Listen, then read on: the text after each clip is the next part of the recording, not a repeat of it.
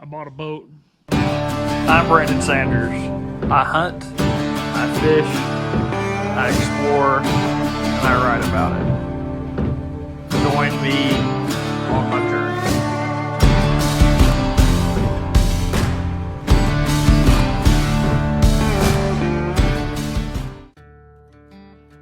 Alright, so let me give you a little walk around. So this is actually a Gator Tracks hull. Now, a couple of cool facts about this boat. You can see it's got a rounded chines right here, except for up there, which has ups and downs. The upset of it is that it slides off of stumps, logs, mud banks, grass, things like that. But it doesn't turn very well. So, like, we test drove it the other day. It about got away from me because it's been a long time since I drove a mud motor. It's a lot different than driving an outboard, and the back end of it slid really, really well, and it about did a 180 to the point where it was capsizing on me. The guy that had this last, he wasn't very old. See, the bilge pump's all wonky. The the cables are all cut open.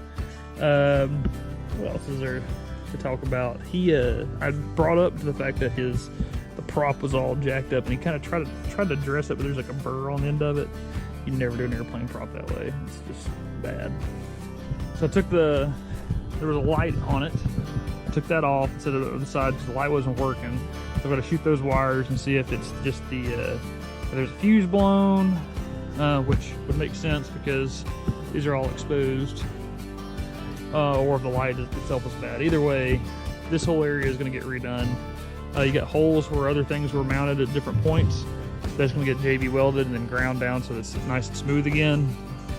I may even fill up these holes. This is going to come off. We're going to put shark eyes side, probably up front somewhere. We put a new trolling motor on there, a new depth finder for fishing purposes.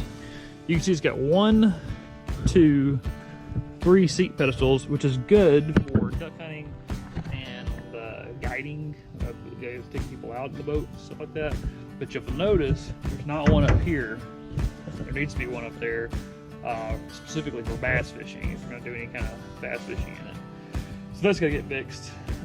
Gas tank needs to get moved up there as well. That's going to be interesting, so I'm going to have to mod this hole. So if you go and do like this, you see how it's cut out. Just that little porthole cut straight down and then come right along the bottom and cut that whole lip out so that way we can slide batteries and things like that in there.